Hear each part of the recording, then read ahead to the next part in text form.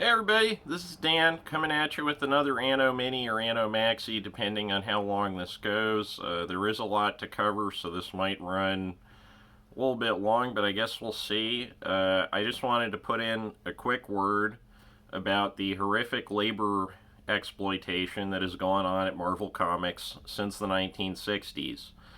A lot of famous names are culpable, and Marvel, since they have made their huge, rebirth from a company that was almost bankrupt. You could buy shares of Marvel stock for 14 cents a piece in 1998.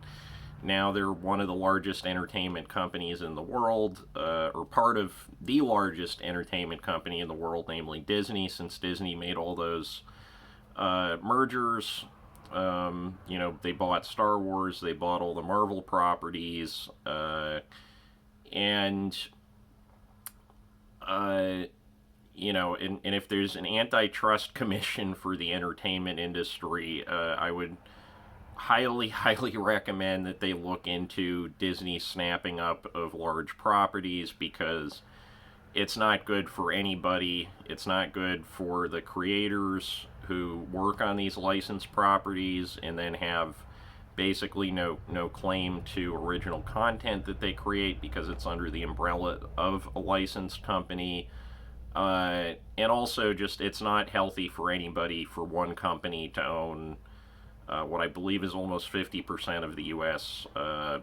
Film industry, and not to name their other various ventures, toys, theme parks, comic books. They own one of the two largest comic book companies in the United States, probably in the world, and all of this, or at least an enormous proportion of it, was built off of stolen or exploited labor. The story begins, there may be earlier examples of this, but the story begins, as far as I'm aware, with Jack Kirby. Now, excuse me. For those unaware, when the Marvel comic book universe as we know it was being created in the 1960s, the comic books were created using a technique that was dubbed, quote unquote, the Marvel method. The way this method worked was the artists would plot out the comic book, pitch it to Stan Lee. Stan Lee would basically be like, sure. They'd go off, they'd draw the entire comic book, they'd come up with the layouts, and then Stan Lee would put in the usually hokey captions and dialogue. And you can kind of see in Stan Lee's later work, as intermittent as it was, how much the Marvel universe would not have been anything if it was just Stan Lee writing. The driving creative force on these comics were two artists who you may or may not have heard of, named Jack Kirby and Steve Ditko. There were a few other artists working for them, but the probably 85 to 90% of these comic books were conceptualized and drawn and plotted by Steve Ditko and Jack Kirby. Mostly Jack Kirby, because Kirby had an incredible work ethic and could turn out, I think he was drawing like 6 comics per month for 10 years, which is an insane level of productivity. And because of how contracts in the comics industry were structured in the 1960s, these works were considered work for hire, which meant that sort of like if you're an engineer working for a large firm and you come up with some kind of miraculous idea for a new technology and then patent it, in most contracts with tech companies, you name it, if you come up with the patent idea while you're employed for them, they own the patent. They have the rights to profit off it, and there's not a whole lot you can do about it, at least under the law as it's structured currently. And so in the comics industry, these guys were not getting paid anywhere near as much money as somebody in a high level position at a tech company now would be getting paid, but they were still stuck under the same kind of work for hire contracts. Marvel claimed all their original art, so they couldn't even make extra money on the secondary market selling off original pages of Fantastic Four, Spider-Man, Thor, the Avengers, you name it. And the Jack Kirby estate and Kirby himself had to go fight this in court, to even get a fraction of the original art pages that he created returned to them as some kind of compensation. And now most of these properties that Kirby essentially did all the legwork creating, conceiving of, and making appealing to the larger public. And make no mistake, with no Jack Kirby, there is no Marvel Comics, there is no Marvel Universe. They would have been considered probably, I mean, who knows if superheroes would even be that popular now without Jack Kirby. A lot of these properties are now billion-dollar plus properties. And in the current kind of progressive washing of the Marvel Universe that's going on, they're missing the elephant in the room, which is that these guys all got screwed, except for Stan Lee, because Stan Lee continued to be useful to the larger corporation as a hype man. Kirby was so angry over his treatment by Marvel Comics and the fact that they essentially saw him as disposable labor, that in the 70s, when he was creating the Fourth World comics, including the New Gods, Mr. Miracle, the Newsboy Legion, the guy could just come up with concepts like water coming out of a tap or something. He created a character who was a vicious parody of Stan Lee named Funky Flashman, whose power is that he can sell anything. He ends up in the Society of Supervillains later in the run of those books. And even in the 70s, after screwing over Kirby and Ditko with these work-for-hire contracts, Marvel was not done.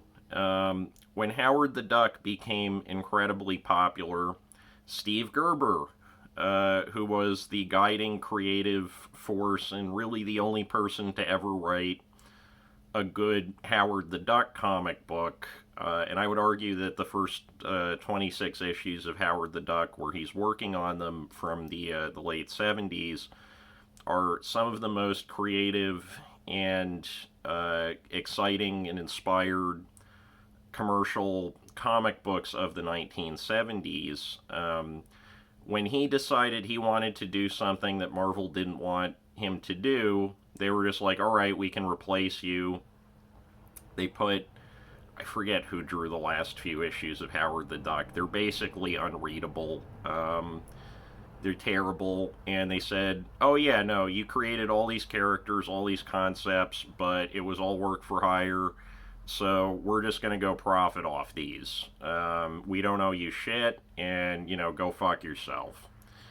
And their treatment of Gerber was so bad that in the late 1970s, or I believe the late 70s, early 80s, I'm going to leave a link to the interview in the comments, or in the video description. In an interview with the Comics Journal, Gerber literally compared working for Marvel to working for working at a plantation, excuse me. And in the early 80s, with Jack Kirby, who had, of course, also been screwed over, the two of them created a new comic as a fundraiser for their legal bills fighting Marvel called Destroyer Duck, where you basically have Jack Kirby drawing this, like, version of Howard the Duck called the Little Guy, who's suddenly incredibly muscular and armed to the teeth, going after the mysterious God Corp, who is very obviously Marvel Comics.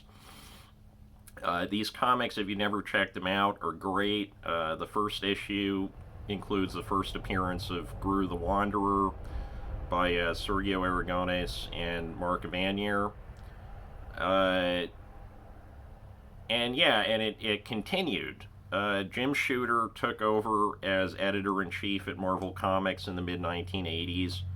He received a pitch from a young fan named Randy Schueller that Spider-Man should get a new black costume. Sound familiar? Well, Shooter paid him $220, and then basically told him to go. Well, he didn't tell him anything. He basically just like cut off communications, and Schueller has only received credit for creating what is 1,000, the black Spider-Man costume. Without the black Spider-Man costume, you don't have Venom, you don't have Carnage, you don't have most of the major, money makers within the Spider-Man franchise for the last 30 years. And this kid, Randy Schueller, who is now obviously an adult, was not credited for any of this until a few years ago. They basically gave him $220 and were like, "All right, we're gonna go. The big boys are gonna go off and make all the money now." And the fight over Jack Kirby's original art. Eventually, Marvel did return. I believe like 2/3 of what they had in their archives in terms of original art by Kirby to the Kirby estate. At the same time, Kirby Stan Lee was going around as this pitch man, hype man for Marvel Comics.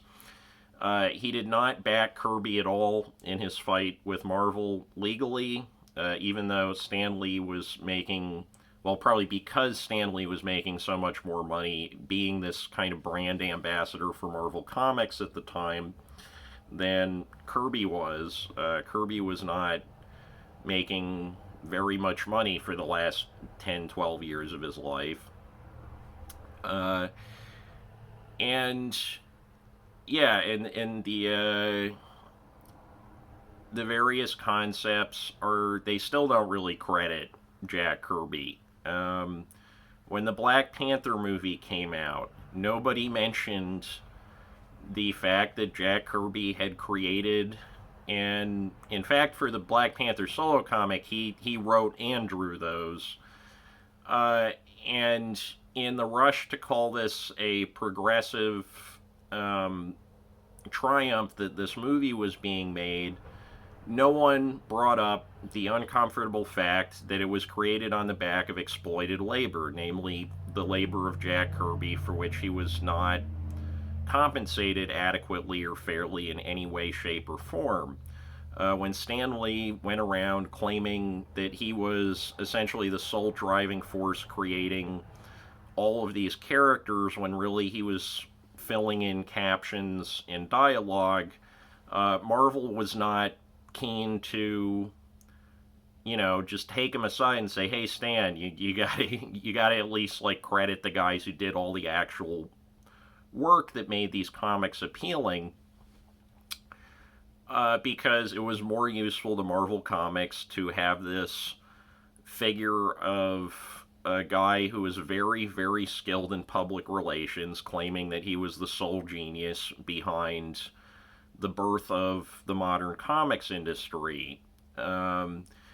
When Stan Lee showed up at Jack Kirby's funeral, Kirby or well, I mean Kirby was dead, but obviously, but uh, Stan Lee kind of stood in the back like he was ashamed of something, and he never really made any of that right. Not that Stan Lee owned or well, I mean he's dead now, so obviously he doesn't own anything, but uh, he doesn't he didn't own Marvel Comics, but he had an enormous amount of sway. If Stan Lee had come out and said, "Hey, these other guys did this work with me, and I think you should, at the very least, toss them a bone," it would have had an enormous the PR disaster that Marvel would have faced with that would have very easily forced them to, maybe not give fair remuneration for the work, but at least, do something besides just continue to exploit these largely uh, stolen, maybe not in the strictest legal sense, but in every other sense, stolen property. And they continue to make billions and billions of dollars off of this stuff every year. Um, the original creators do not really, I mean, at best, they're going to get some kind of token mention in the credits of these movies. At worst, they're just completely ignored. Randy Scholler was not mentioned anywhere in the Spider Man movies that featured Venom. He was not featured anywhere in the credits of the Venom movie.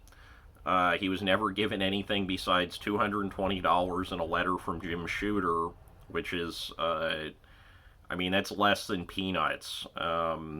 There's, a near mint copy of the first appearance of the black Spider-Man costume is worth more than $220, depending on, what time of year it is and what side of the bed comic book collectors have woken up on a given day.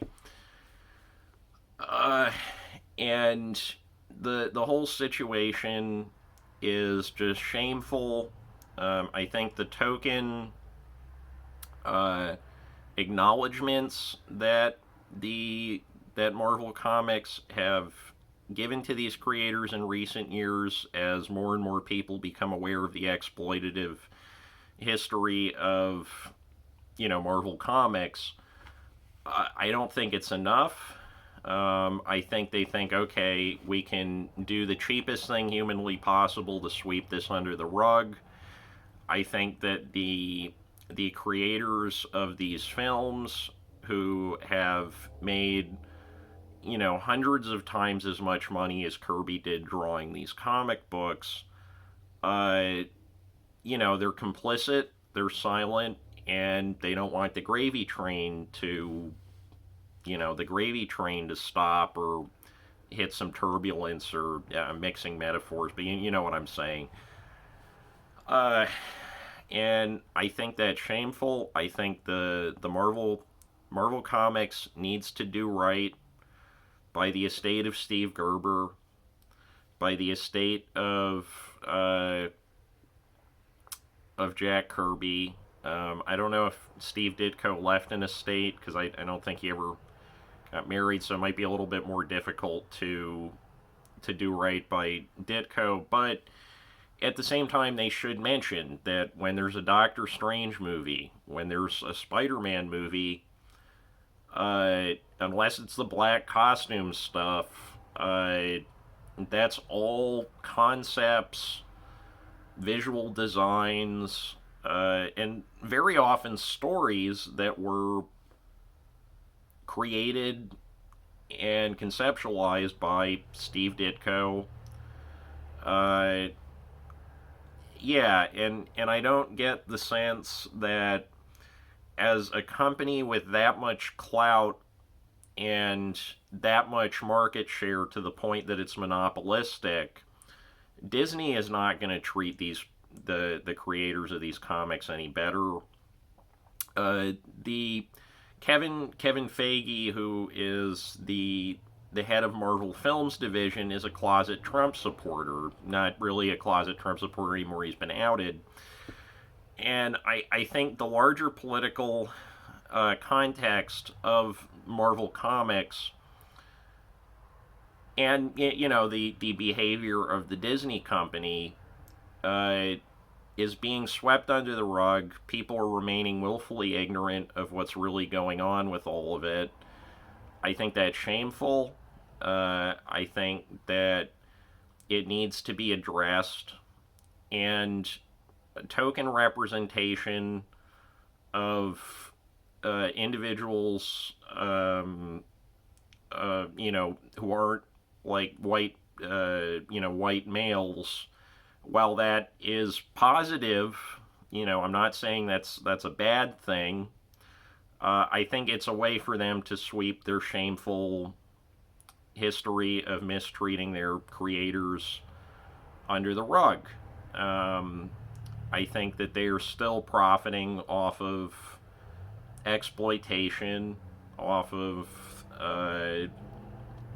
theft, really, uh, and yeah, I just needed to record this quickly because this is, I collect Jack Kirby and Steve Ditko comic books, um, and just seeing the sheer breadth of what they created versus how they're treated, remembered, or compensated for any of this since the creation of these things is, again, it's shameful. Um, and yeah, shame on you, Marvel Comics. Shame on you, Disney Corporation. I think these are much more tangible issues with these things than the Martin Scorsese. Although I did agree with Martin Scorsese, and you can check out our episode where Ron and I are discussing the situation with Martin Scorsese's beef with the Marvel movies.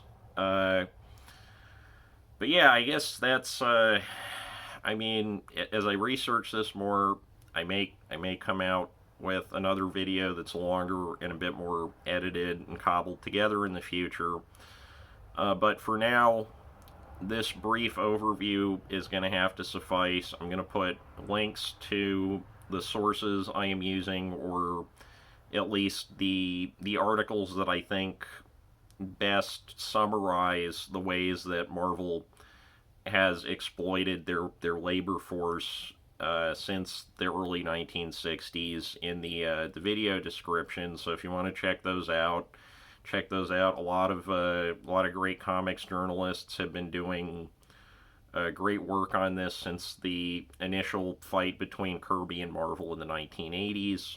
Um, and I'm also going to include interviews with Alan Moore where he goes into this because he's very rightfully angry about all this because he was also screwed, although more by DC than by Marvel. Yeah, so if you like this video, hit like, hit subscribe. We're going to be doing a lot more content and interviews relating to movies, relating to comic books, relating to pop culture as it relates to and influences the contemporary world. Yeah, and for now, that's all. I may do a separate video on the labor exploitation history of DC Comics in the near future. And also, I should mention that this is the tip of the iceberg. If you go looking for the story of the guy who created Ghost Rider is shameful. If you go digging for exploitation of labor, and also just like the fact that Marvel and DC both were not really hiring minorities by and large. They were a pretty they both been fairly regressive companies, built off the backs of labor that was profited off of by executives and ad men. Uh, in the case of DC Comics, I would highly recommend looking up the story of Trevor Von Eden, who drew one of the most gorgeous comics that was released by DC in the 1980s that gets almost no attention, called Thriller. Because he was black, he was mistreated by everyone in the DC offices, and he ended up leaving the comics world for for good reason. Um, and yeah, I think we should all take a second to think about what are we sacrificing when we accept representation over fair treatment, compensation, and labor practices in reality. So this is Dan signing off, and I'll see you at the movies.